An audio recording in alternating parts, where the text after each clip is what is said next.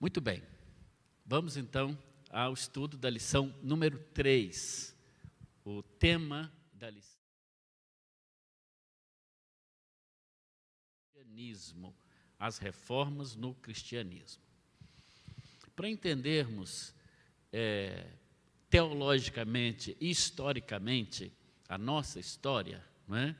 Que é exatamente a história dos batistas, é importante nós resgatarmos um momento histórico em que os fatos aconteceram. Então, saber o contexto histórico, quando surgiram os batistas, a Reforma Protestante, por que esses movimentos eclodiram, é muito importante para entendermos até mesmo a nossa teologia.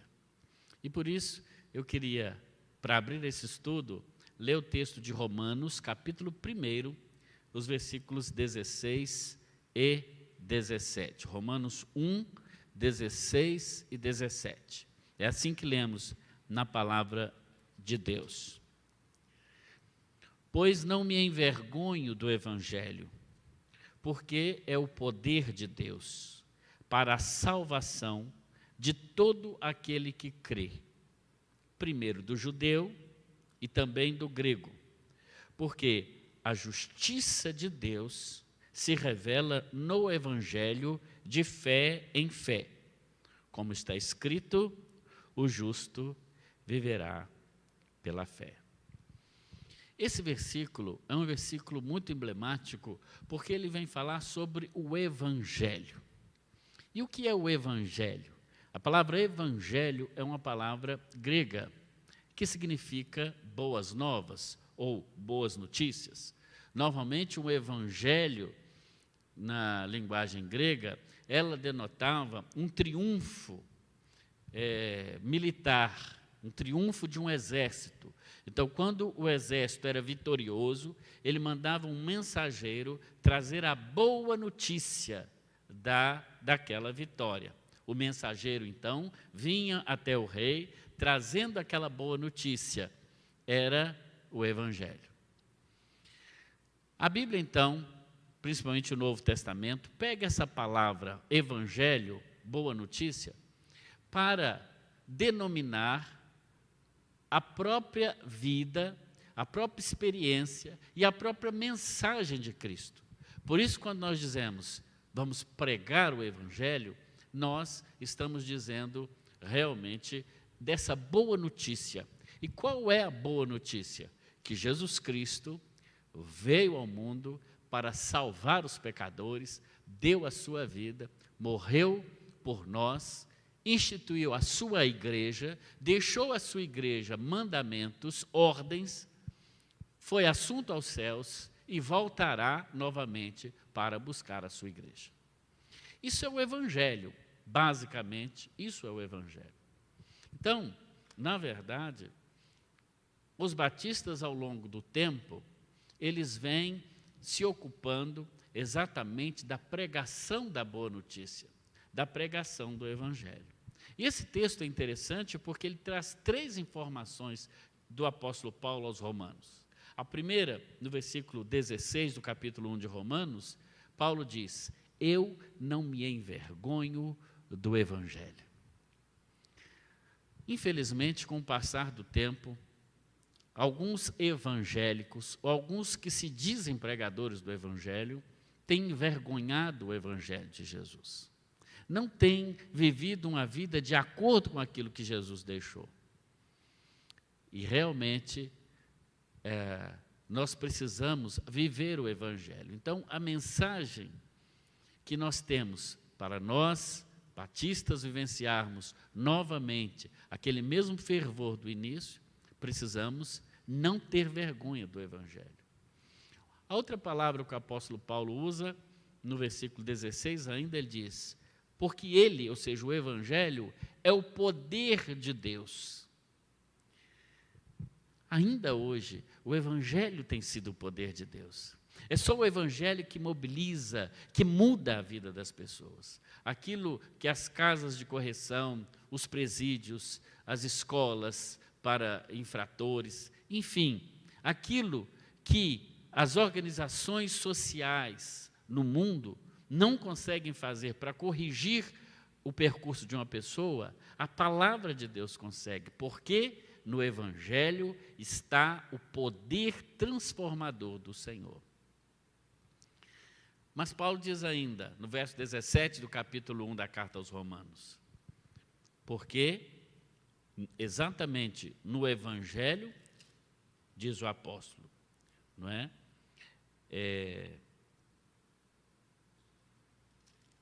Romanos 1, 17. Exatamente, ele diz assim, porque a justiça de Deus se revela no Evangelho, de fé em fé. Como está escrito, o justo pela sua fé viverá. Que maravilha, que maravilha. Lemos esse texto, o justo pela sua fé viverá. Por que eu escolhi esse texto para começar essa lição? Porque a igreja do Senhor Jesus, ela veio ao longo da história perdendo a sua essência, perdendo essa visão evangélica básica, não é? Perdendo esse poder transformador do Evangelho. E quando nós dizemos isso, nós estamos falando exatamente da situação religiosa que a igreja ela veio enfrentando desde lá pelo ano 300, mais ou menos, da nossa era, não é? Quando a igreja cristã, aquela fundada pelos apóstolos, aliás, fundada por Cristo e tendo dado continuidade com os apóstolos, não é isso? Vemos, por exemplo, o livro dos Atos dos Apóstolos que mostram a igreja. Essa igreja, com o tempo, ela veio se corrompendo, ela veio perdendo a sua essência, ela veio perdendo o mais precioso que ela tinha, que era a sua mensagem, o seu poder e a confiança somente em Deus. Isso porque, lá por volta do ano 300, mais ou menos no ano 311 até 313, a igreja do Senhor Jesus, que estava em franco crescimento, porque quanto mais pessoas davam as suas vidas pelo Evangelho, derramavam o seu sangue por pregar o Evangelho, mais o Evangelho crescia. Por isso que alguém disse, né, que o sangue dos mártires, daqueles cristãos que morriam, muitas vezes nas arenas, devorado por leões famintos, alguém disse, o sangue dos mártires é o combustível para o Evangelho. Veja então, a igreja do Senhor Jesus, ela veio numa crescente, ela veio realmente pregando esse Evangelho, vivendo esse Evangelho, e é claro que todos aqueles que pregam o Evangelho genuíno, em algum momento da história, eles são perseguidos. Isso aconteceu com a igreja. Desde o início já do cristianismo, nós vemos uma perseguição ferrenha ao Evangelho de Jesus, à pregação do Evangelho. Bem, nós sabemos que a igreja cristã nasceu exatamente na época que o Império Romano dominava aquela região chamada de Palestina. O que acontecia então? A igreja vinha em franca ascensão e o Império Romano, o Império Político, ele vinha numa decadência muito grande. Vejam, a igreja crescia e o Império Romano, como todo império, ruía. Houve um imperador romano chamado Constantino. Constantino, então, ele resolveu juntar o poder temporal do Império Romano, o poder político, com o poder espiritual da igreja. Ele, percebendo a decadência do Império Romano, uniu a igreja. E no ano 313, ele proclamou a liberdade de culto para os cristãos que até então eram perseguidos. A partir de então, ao invés da igreja cristã ser perseguida, ela começou, com o apoio do império, com o aparato do império, a igreja cristã começou a perseguir aqueles que não se convertiam ao cristianismo. Nesse caso, não é de se estranhar que muitos se convertiam apenas por conveniência, sem uma transformação genuína, sem experimentar esse poder maravilhoso de que fala o apóstolo Paulo na carta aos Romanos. Bem, daí para cá, quando a igreja quando o Estado corrupto, ele se une à igreja pura, nós podemos dizer que a igreja de Jesus vestiu o manto podre do Império Romano. E aí, a sua decadência começou a acontecer. Nós vemos então que, desde o ano 313 da era cristã, muitas pessoas de dentro da própria igreja, que foi nomeada por Constantino como a Igreja Católica Apostólica Romana. Católica, porque católico do grego quer dizer universal. Se o Império Romano ele dominava todo o mundo conhecido de então a igreja também estaria presente, humanamente falando, em todo o império. Por isso ela seria católica ou universal. Apostólica, porque pretendia seguir os ensinamentos dos apóstolos. E romana, porque ela estava ligada até as suas entranhas com o Império Romano. É interessante que a igreja, a partir daí, ela passa até a admitir e aceitar um governo muito parecido com o governo romano, com o governo imperial, com um governo autocrático. Assim, o bispo de Roma, o pastor da igreja da cidade de Roma, passou a ter uma certa influência sobre os demais pastores, e o bispo de Roma, então, passou a ter certa poder de autoridade sobre os demais. Na verdade, o primeiro papa nem foi Pedro, mesmo porque o apóstolo Pedro, ele era casado. A Bíblia diz que Jesus curou a sogra de Pedro. Não poderia ser ele o primeiro papa, porque os papas não se casam. Na verdade, o bispo de Roma recebia essa alcunha de papa, que significa papai, numa forma carinhosa de ser tratado. Com o tempo também isso se tornou um título religioso, que não está na Bíblia, diga-se de passagem. Pois bem, aquela igreja então, que se uniu ao Estado corrupto, ela não poderia voar muito. Como igreja do Senhor Jesus, não. Como instituição, ela pode ser até a mais antiga, mas como igreja de Jesus pura, ela foi se distanciando cada vez mais da palavra de Deus. Vários dogmas foram acrescentados, né? A Bíblia foi deixada de lado como única regra de fé e conduta e prática, então passou-se a acreditar em outras fontes de autoridade, como, por exemplo, a tradição. Algo não precisa estar na Bíblia. Se a igreja sempre fez assim, a própria tradição realmente ratifica aquilo como verdadeiro. Também a igreja passou a contar, no caso essa igreja cristã que se transformou em católica, passou também a contar com a infalibilidade do Papa e com os dogmas do corpo de cardeais, chamado magistério da igreja. E essas decisões, fosse dos cardeais, fosse baseado na tradição, estava em pé de igualdade com a Escritura Sagrada. Também nós vemos, e está aí também na sua lição, que aquela igreja, ela, por essa época, vivia um tempo de especial embelezamento dos seus templos. Muito ouro nos templos, não é? Coisa que também não encontramos no Novo Testamento. Essa ideia de catedrais, de templos suntuosos, isso não está no Novo Testamento.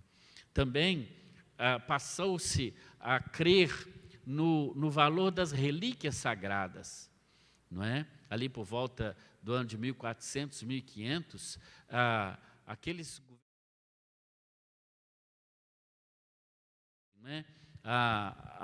relíquias, como por exemplo, uma lasca da cruz de Cristo, como por exemplo, uma gota do leite da Virgem Maria, como por exemplo, uma gota de sangue de Jesus. Então, tudo isso era comercializado, e os países católicos daquela época, eles queriam ter essas relíquias, não é, para mostrar para os outros, não é, que eles tinham objetos miraculosos, e peregrinos vinham de muito distante para então verem e adorarem aquelas relíquias.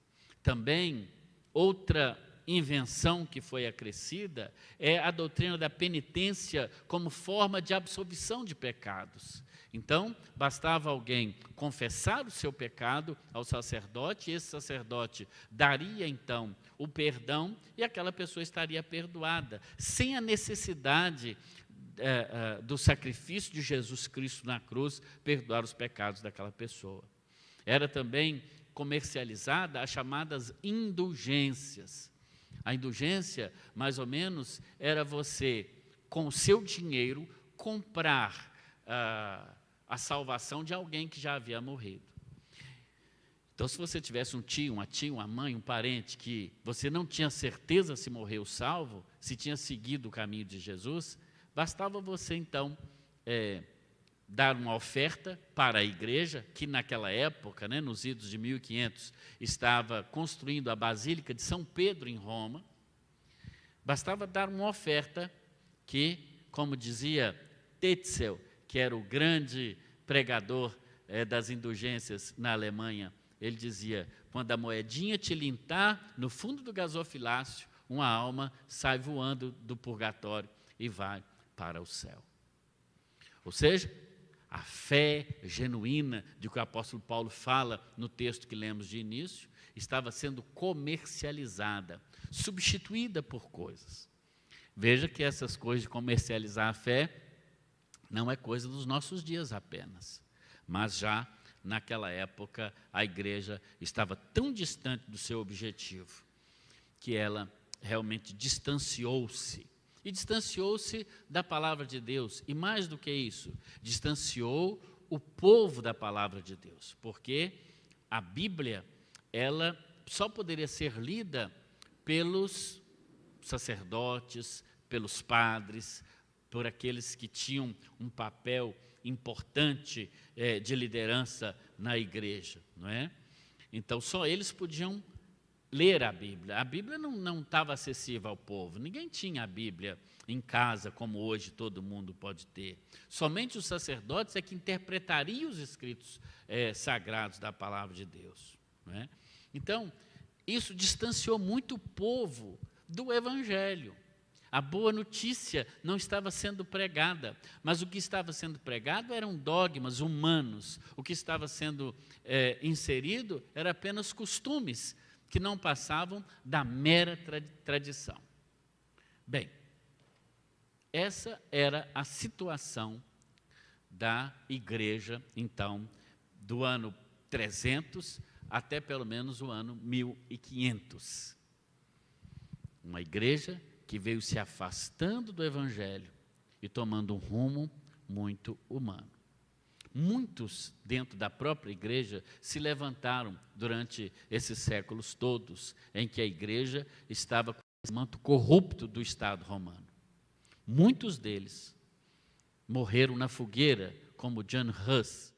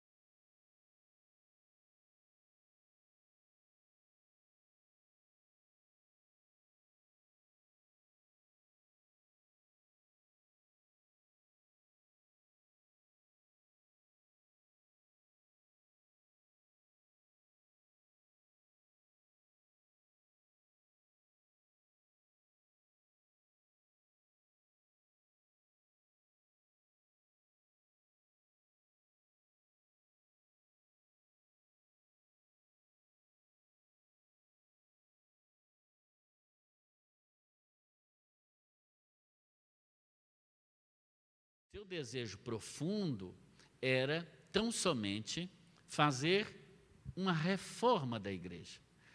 Daí o nome reforma. Ele, inquieto, com muitas perguntas que a tradição da igreja não davam para ele, que o magistério da igreja não dava, ele, um professor de teologia, começou a perceber o quão distante a igreja que ele amava estava distante da Escritura Sagrada, que ele também amava. Um belo dia, lendo a carta aos Romanos, no capítulo 1, no versículo 17, o texto que lemos, ele leu: porque a justiça de Deus se revela no Evangelho de fé em fé, como está escrito, o justo viverá por fé. Essas palavras entraram no coração de Martinho Lutero, porque ele, agora que aprendeu em toda a sua vivência que a salvação era algo quase adquirido por merecimento, que precisava se fazer tantas penitências, que se salvava as almas do purgatório ilusório que ele cria, simplesmente pagando uma certa quantia, que havia valor naquelas relíquias sagradas. Quando Lutero se vê diante da linda, da majestosa, da transparente palavra de Deus, dizendo, o justo vive por fé, ele chega então à conclusão que não há nada que precisemos fazer para ser salvo, a não ser crer no Senhor Jesus Cristo. O justo viverá pela sua fé. E a partir desse versículo, certamente lido num mosteiro, à luz de velas, à luz do Evangelho, clareou o coração daquele homem e através dele varreu toda a cristandade, trazendo luz para uma igreja que estava em trevas. Lutero, então, a partir desse pressuposto, da fé como realmente um dom de Deus, operado pela graça de Deus, ele então estipula 95 teses que ele, depois de muito tentar falar com o Papa, esclarecer as autoridades, ele então vai até a igreja onde ele servia como pregador, a igreja do Castelo, na cidade de Wittenberg, na Alemanha, e ali ele prega, num gesto histórico, aquelas 95 teses na porta do Castelo de Wittenberg, onde as pessoas corriam para ler. E aquelas teses, então, serviram de base para o pensamento, para a doutrina das igrejas chamadas protestantes ou evangélicas até os nossos dias. Se você quiser ver aquelas 95 teses, você pode ter acesso aí até na internet. Mas essas 95 teses, elas podem ser resumidas, digamos assim, em 5 princípios do pensamento evangélico, do pensamento protestante. São os chamados solas, porque as 5 afirmações que Lutero faz começam com a expressão latina sola, que quer dizer em português somente. Somente. Falei um pouco no estudo passado sobre as solas, mas aqui eu quero investir um pouco mais de tempo, porque essas 5 solas, ou 5 solas, são a base do pensamento evangélico, protestante e também do pensamento batista, bem como de outros grupos evangélicos. O primeiro sola que Lutero traz é sola fide. Sola fide significa somente a fé, ou seja, a salvação é somente pela fé e não por obra alguma que o ser humano pode fazer. Ou seja, o ser humano, ele é justificado e salvo única e tão somente, exclusivamente pela fé no Senhor Jesus, sem acréscimo de boa obra nenhuma, sem nenhum mérito humano, como ensinava a Igreja Católica. Não há nada que alguém possa fazer para merecer a salvação. A fé, então, salvadora, ela é evidenciada pelas obras, e não o contrário. Aquele que crê no Senhor Jesus Cristo, ele vai ter uma vida realmente também de amor ao próximo e de boas obras. Mas as boas obras não podem trazer salvação ao ser humano. Confere com o que o apóstolo João diz na primeira carta, no capítulo 5, versículo 4. Diz assim: porque tudo que é nascido de Deus vence o mundo, e essa é a vitória que vence o mundo, a nossa fé.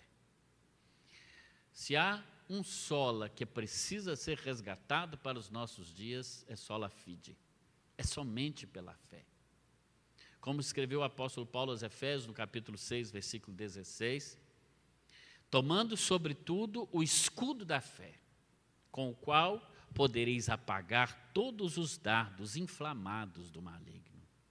Como tem feito falta na igreja atual, na igreja batista, em outras igrejas também, a fé salvadora, a fé genuína, a fé que defende, a fé como escudo, que serve para nos defender das ciladas do maligno.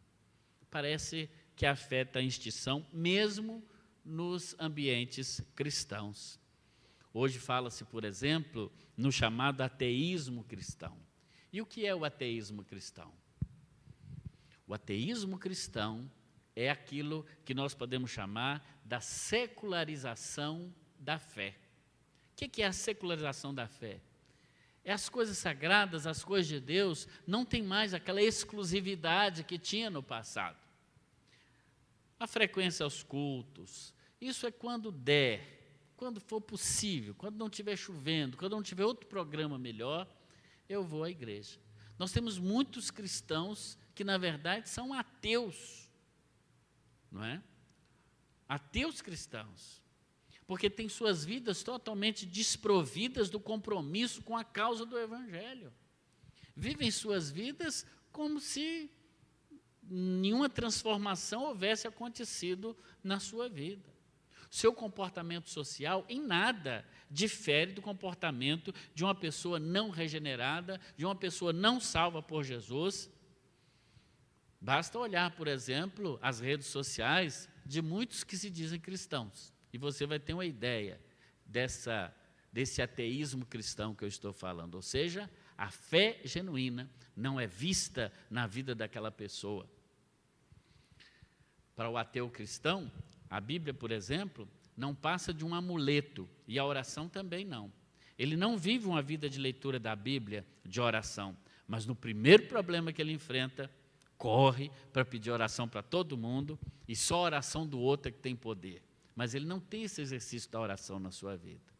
Ele não lê a sua Bíblia como palavra de Deus para ele todos os dias. Ele fica sem se alimentar. Só ouve a palavra de Deus quando vem aos cultos ou quando acessa pela internet algum culto. É o verdadeiro ateu, porque nega o Senhor na sua vida, muito embora racionalmente ele crê em Deus, mas não segue os seus preceitos. O segundo sola da reforma, Lutero chamou de sola scriptura, que em português seria somente a Escritura.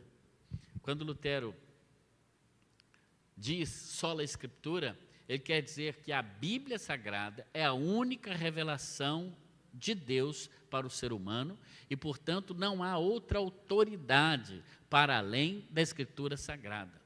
Isso porque, como disse, a Igreja Católica cria, além da Bíblia, e crê até hoje, também no magistério da Igreja, que são as bulas, as decisões feitas nos concílios pelo Papa e os cardeais, isso tem peso de revelação, e também a tradição da Igreja, ou seja, se a Igreja no passado resolveu criar um dogma, como, por exemplo, o dogma da ascensão de Maria, que é um dogma católico, de que Maria teria ascendido aos céus, assim como Jesus foi, ou tantos outros dogmas, mesmo não tendo comprovação bíblica, pela tradição, isso é aceito como revelação. Lutero não aceitava isso. Ele dizia, o que não está na Bíblia não serve, não é de Deus. Não podemos acrescentar algo humano àquilo que Deus deixou registrado na palavra de Deus. como sola Escritura precisa voltar ao coração da igreja hoje, da igreja cristã de um modo geral. Porque hoje não é só a igreja católica que não tem a Bíblia como regra de fé e prática. Muitas igrejas chamadas evangélicas, e eu diria até mesmo chamadas de batistas, não têm a palavra de Deus como central nas suas pregações.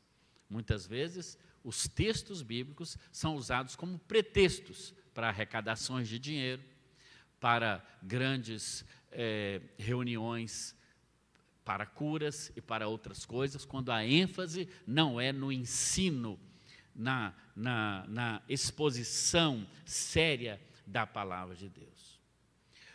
Quando Lutero insere no meio cristão o sola Escritura, ele está querendo dizer que nós, como cristãos, devemos negar qualquer credo, qualquer concílio, qualquer indivíduo, qualquer reunião que possa pretender ser revelação de Deus.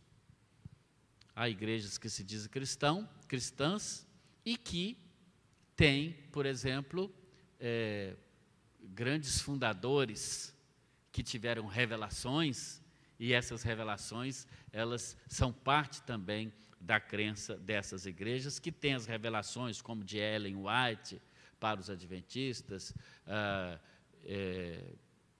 de Joseph Smith para os mormons, não é? Que tem revelações que esses supostos profetas tiveram, do mesmo peso da Bíblia. O verdadeiro evangélico, o verdadeiro batista, não aceitará qualquer doutrina fora daquela exposta na palavra de Deus. Toda a Escritura, diz o apóstolo Paulo a Timóteo na segunda carta, capítulo 3, versículo 16, ela é inspirada por Deus. Ela é proveitosa para ministrar a verdade, para repreender o mal, para corrigir os erros e para ensinar a maneira certa de viver. A Escritura, ela mesma se interpreta. Não precisa de nenhuma interpretação humana para além dela mesma. O terceiro sola de Lutero é solos Christos, somente Cristo. Cristo é recolocado no centro da fé cristã, que havia colocado ele de lado para colocar no seu lugar, principalmente Maria, como personagem principal da história salvadora. Lutero traz Jesus para o lugar de onde ele nunca deveria ter saído, para o centro do cristianismo. Só Cristo é o único mediador entre Deus e os homens, como diz a palavra do Senhor em Atos 4,12, e não há em nenhum outro salvação, porque abaixo do céu não existe nenhum outro nome dentre os homens pelo qual importa sermos salvos. Portanto, um verdadeiro evangélico, um verdadeiro batista, vai negar sempre que qualquer outra pregação que não inclua Cristo, o seu sacrifício substitutivo, o seu sacrifício vicário em nosso lugar na cruz do Calvário. Qualquer pregação que vai evidenciar mais as obras de Cristo, mais os milagres, mais a prosperidade financeira, mais a saúde, mais qualquer outra coisa que esvazie a cruz de Cristo, seja anátema. Não é evangelho, não é a boa notícia. O evangelho é aquele que declara a fé em Cristo, acima de tudo, e Ele como único e suficiente Salvador pessoal. Sola gratia é o quarto sola de Lutero, somente a graça. A igreja oficial da época de Lutero e dos nossos dias também dizia que precisávamos fazer sacrifícios, penitências, para merecer a salvação. Lutero resgata do Evangelho e principalmente das cartas paulinas que somente a graça, o favor imerecido de Deus para o ser humano é que era necessário e suficiente para a salvação. Só a graça de Deus é suficiente. Não há nada, absolutamente nada, a não ser crer na graça de Cristo, que possamos fazer para ser salvo. Não há dinheiro nenhum que possamos trocar pela salvação ou por qualquer favor de Deus. É Deus quem nos dá de graça a salvação, porque Ele quis assim. Então, não precisa dar o seu dinheiro para comprar terreno no céu, como muita gente está vendendo por aí. Isso é pura enganação. E essa mentira é antiga demais para fazer tanto sucesso como ainda faz. E o quinto sola é soli Deo glória. Somente a Deus a glória. Lutero quer dizer que não adianta templos suntuosos, que não adianta ouro nos templos, que não adianta a glória humana, não adianta enaltecer os feitos humanos, mesmo aqueles feitos pelos profetas, pelos apóstolos do passado. Ninguém, nem os santos, nem Maria, nem os mártires, a ninguém deve ser dada a glória que só deve ser dada a Deus e a Jesus Cristo. Como diz o salmista no Salmo 92, antes que os montes nascessem, ou que tu formasses a terra e o mundo, mesmo de eternidade em eternidade tu és Deus. A glória de Deus não deve ser compartilhada com pessoas. Por mais que você goste de um pastor, de um líder religioso, de um pregador da internet, a glória deve ser dada somente a Deus. E o que passa disso chama-se idolatria, que infelizmente ainda é muito visto no meio chamado evangélico. Nós, pastores, líderes, somos apenas instrumentos nas mãos de um Deus poderoso. Somos barro, somos falhos, mas Deus não. Ele nunca falha. Você pode mirar nele e confiar nele. Esses 5 solas realmente trouxeram uma grande revolução para o seio do cristianismo, porque resgatava exatamente tudo aquilo que a igreja havia perdido. Lutero também, e devemos a ele muitas coisas boas, foi o responsável pela tradução da Bíblia para o alemão. Isso foi muito importante porque a partir daí outros idiomas também têm a Bíblia traduzida. Talvez você não saiba, mas a Bíblia é ainda hoje o livro mais vendido em todo o mundo e o mais traduzido em todo o mundo. Graças a Deus que hoje, por exemplo, nos vários idiomas, tem as versões da Bíblia para a linguagem popular. No Brasil, temos, por exemplo, a nova tradução da linguagem de hoje, da Sociedade Bíblica do Brasil, temos a Bíblia Viva, não é?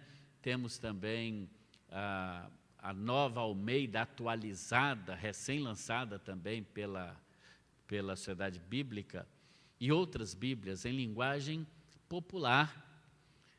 Foi isso que Lutero fez. É interessante que hoje em dia muitas pessoas não gostam dessas traduções populares, porque elas, segundo eles, empobrecem o texto bíblico.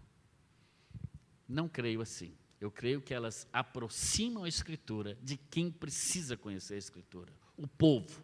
Foi isso que Lutero fez quando traduziu a Bíblia para o alemão popular, não para o alto alemão, mas para o alemão que todas as faixas, as classes sociais daquela época pudessem também ter acesso à Escritura. E como eu comecei falando na semana passada, uma outra reforma aconteceu. Nós podemos dizer uma reforma paralela à reforma. Por quê? Mesmo antes de Lutero, haviam outros grupos não conformistas, não é, que chegavam, a partir do livre ensino, da livre pesquisa na Bíblia, chegavam a conclusões muito parecidas. E houve também, ali pela época da Reforma, não é? Coincidente ali com aquele momento histórico de questionamento, que é quando também a chamada modernidade está surgindo, né? E todo o pensamento, o iluminismo também está no seu auge, a ciência moderna está surgindo, outros grupos também começavam a questionar a igreja. Entre esses grupos, houve um que marcou também grande presença. Foram os chamados anabatistas.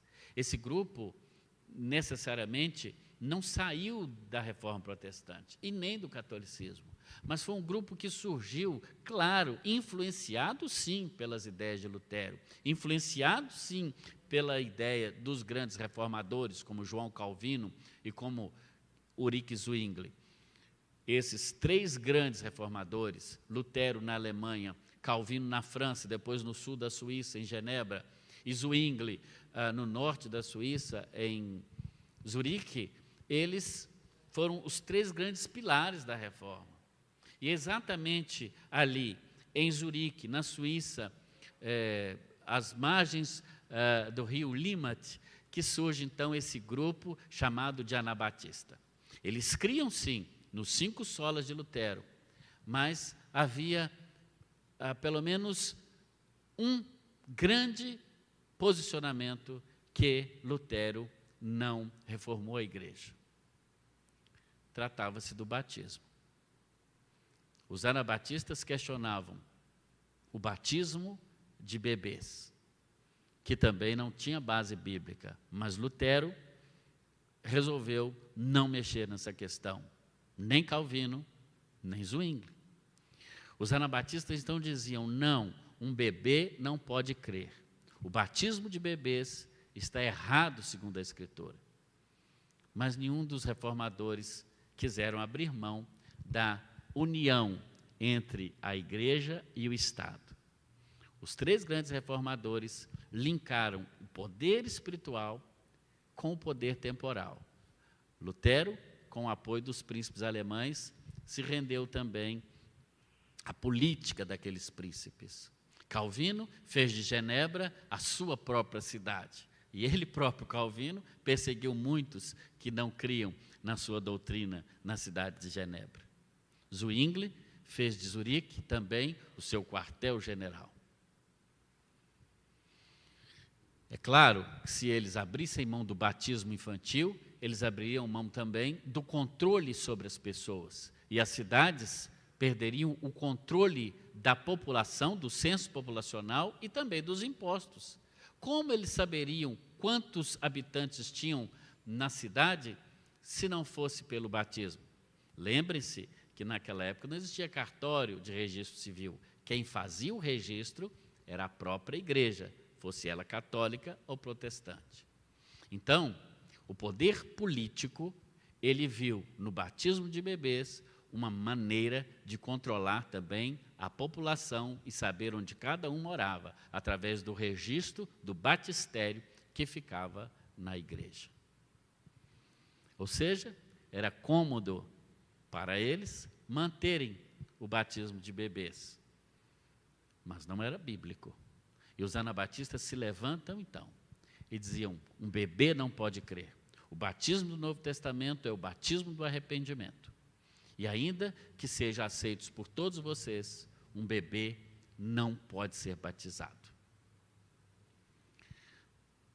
Não precisa ser muito inteligente para saber que, enfrentando o poder dos governos instituídos, fossem católicos ou protestantes, e também se investindo contra os grandes reformadores, eles estavam comprando uma briga feia, e foi feia mesmo. Porque esses pequenos grupos desorganizados de anabatistas, eles então eram dizimados. Você pode assistir um filme que tem inclusive à disposição na internet, chamado Os Radicais. É a história de um dos primeiros anabatistas, chamado Michael Sattler, que viveu no sul da Alemanha, e esse filme é muito elucidativo sobre essa história dos anabatistas. Em Zurique, muitos receberam o chamado terceiro batismo. Sabe o que é o terceiro batismo? Geralmente, uma criança tinha sido batizada numa igreja católica, rebatizada numa igreja protestante, ou pelos anabatistas, e o terceiro batismo era dado por Zwingli, no rio Limmat, em Zurique. Era a morte por afogamento. Era uma maneira de ironizar o batismo. Aqueles homens eram enfiados na água, até quando não pudessem, eram retirados e incitados a negar a sua fé. Como não negavam, e muitos negaram, é claro, como aqueles que não negavam a fé morriam afogados. Bem, essa história dos anabatistas é uma história muito interessante, né? E que nós precisamos, então, também saber. Os primeiros anabatistas foram banidos da cidade de Zurique e foram para outras cidades. Mas assim como na diáspora, no Antigo Testamento, assim como no Pentecostes, no Novo Testamento, que os cristãos foram perseguidos e foram espalhados, assim também os anabatistas perseguidos foram para toda a Europa, pregando essa fé que restaurava também pontos importantes do Novo Testamento, que foram esquecidos ou deixados de lado pelos reformadores. Por isso nós dizemos que os anabatistas, eles nos legaram, eles nos deixaram uma rica herança. A herança de pregarmos sempre a favor da total separação entre igreja e Estado. Não cabe ao governo ditar normas de fé para a igreja. É claro que o governo temporal pode editar decretos, como agora nesse tempo de pandemia, para o bem da população. Não é disso que estamos falando. Mas não cabe ao governo dizer o que nós devemos crer ou não crer. Isso é de ordem pessoal. Isso os batistas e os anabatistas antes deles sempre defenderam ao longo da história. Todas as religiões têm o direito de existir, ainda que não concordemos com elas, nem uma vírgula, mas morreremos pelo direito que todos têm de exercer a sua religião, seja ela qual for. Os anabatistas nos trazem também e nos deixam o legado da restauração do batismo bíblico do Novo Testamento, onde bebês não eram batizados, mas pessoas que pudessem dar uma profissão de fé crível no Senhor Jesus Cristo como seu único e suficiente Salvador. Mas é importante lembrarmos que anabatista não é batista. Tanto é assim que ainda existem igrejas anabatistas no mundo, né? No Brasil, a igreja anabatista mais conhecida são os menonitas, que são mais numerosos no sul do país. Mas há também, principalmente nos Estados Unidos, os Amish, muito conhecidos também pela sua maneira rigorosa. Na casa de alguns Amish não tem nem luz elétrica, eles são contrários a todo tipo de modernidade também. Há também os Irmãos em Cristo, outro grupo de anabatistas que, por exemplo, são pacifistas ao extremo. Os seus adeptos, os seus fiéis, não podem, por exemplo, ir para a guerra, não podem, por exemplo, servir na polícia, não podem pegar em armas de maneira nenhuma.